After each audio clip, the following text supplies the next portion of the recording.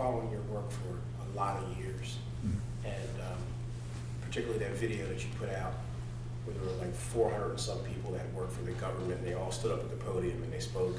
I was amazed that you put that out there. But I read an article that you had put out talking about Buzz Aldrin. He had died back in November, and you put the article out about his death and how his family couldn't speak about.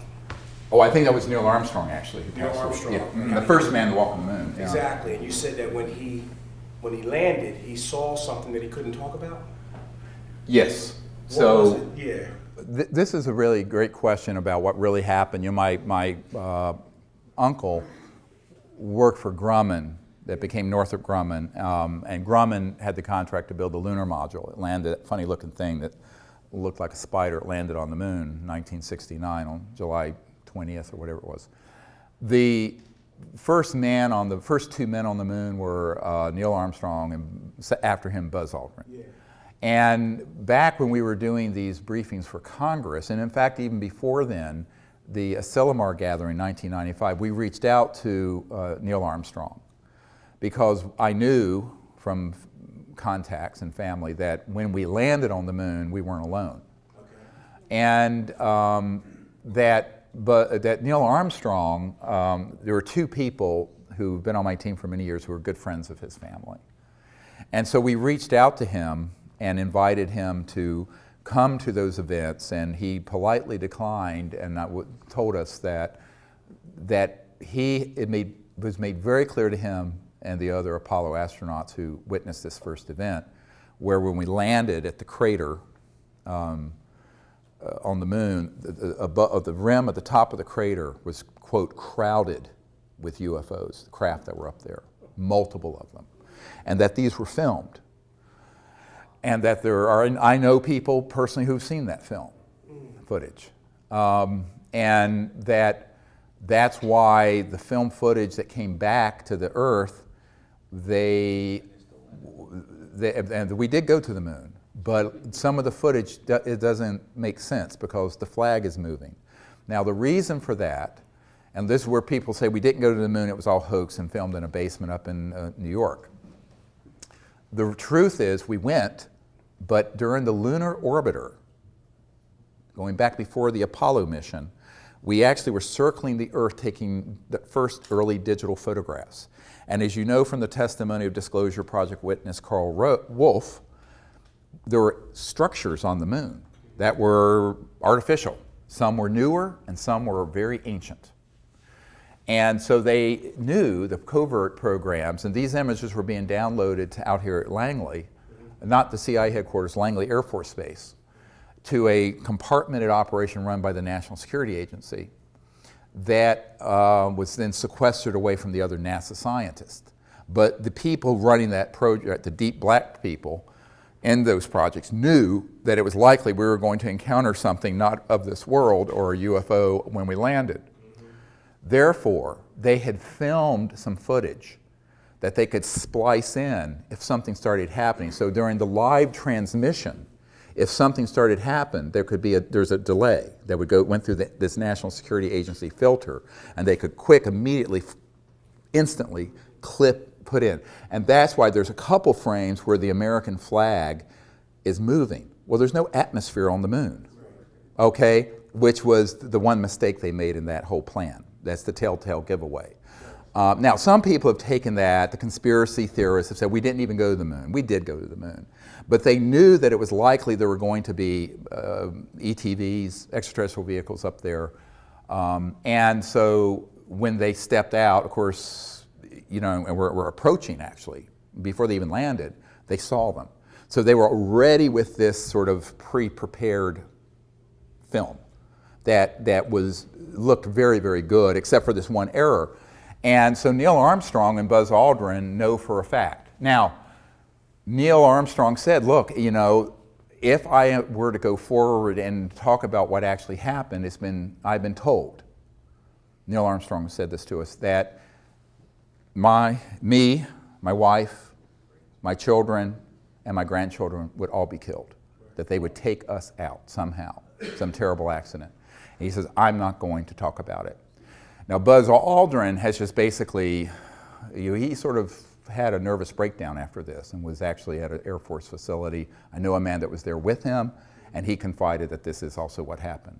I also know Buzz Aldrin's sister, who pulled me aside and says, yes, you're absolutely right, that is what happened, but it's not my job to out Buzz Aldrin on this. If he's ready and he's able and allowed, he will speak about it.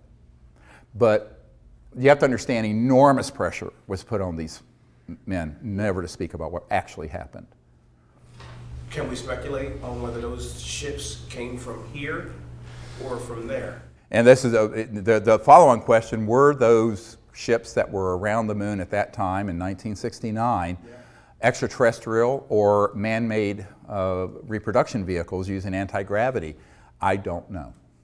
It could have been either.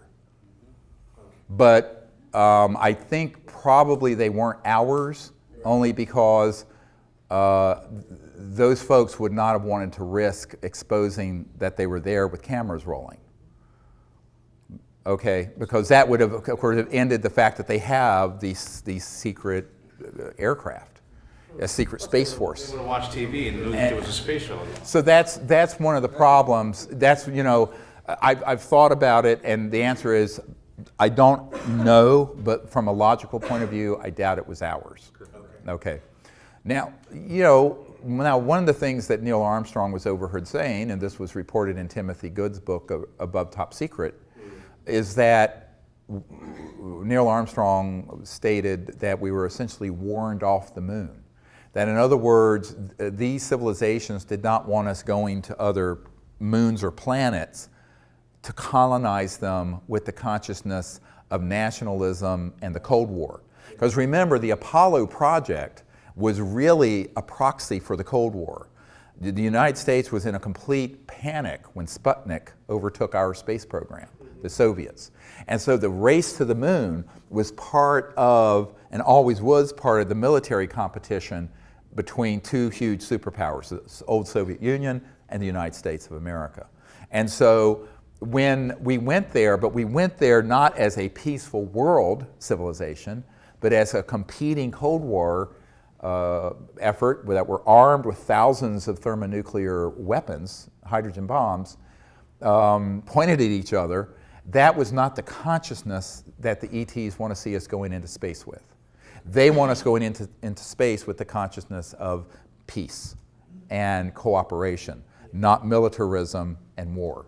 So that's sort of your, let's say if there's an entry ticket to space exploration, that's the main one. And we haven't quite reached that point, have we?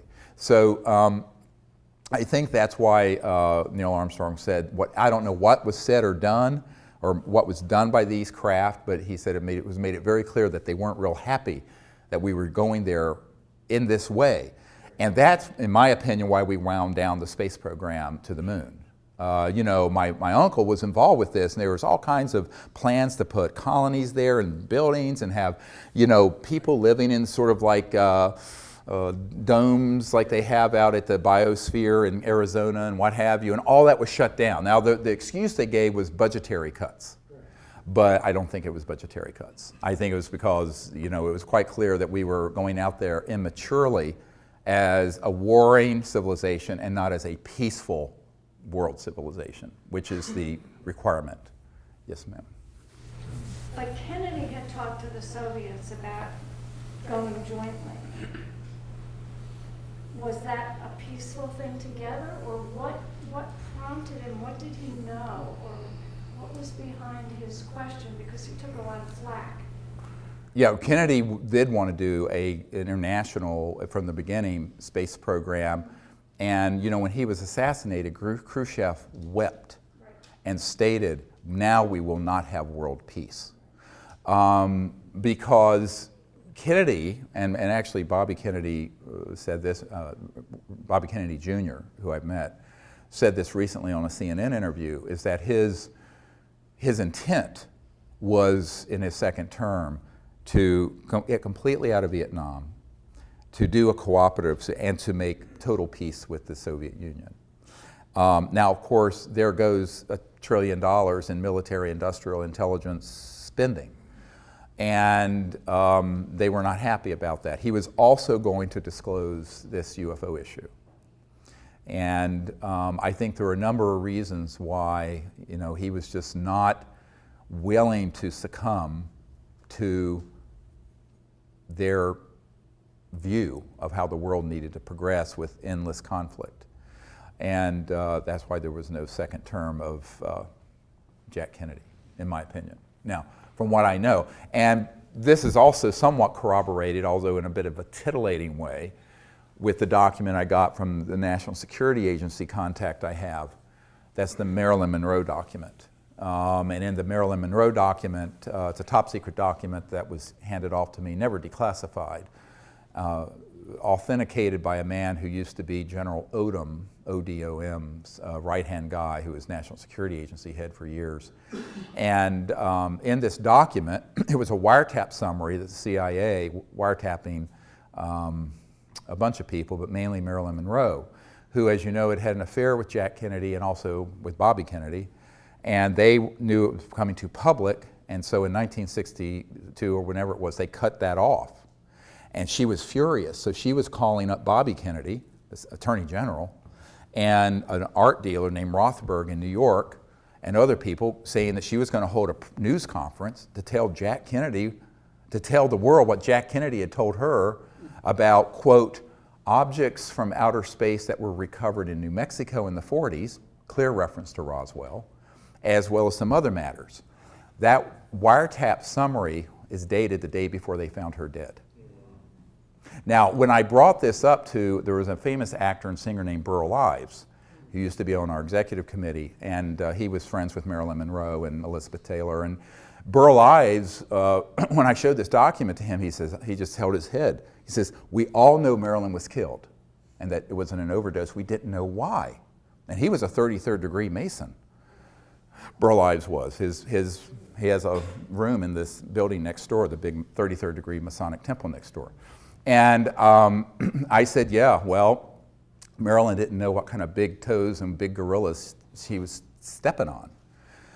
But of course, the whole world would have covered that press conference. It would have been sensational. And so Marilyn Monroe almost certainly was assassinated because she was going way too far off the reservation.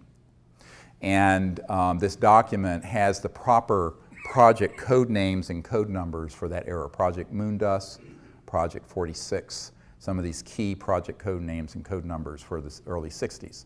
I have that document. It's in my first book. It's there for anyone to read. It's explosive, and it's dispositive, actually. But unfortunately for Marilyn Monroe, she didn't realize that this was non-trivial. This is not a trivial thing to hold a press conference, a person of her stardom in that era. I mean, she was huge, talking about these specific issues because she had learned that apparently in pillow talk with Jack Kennedy.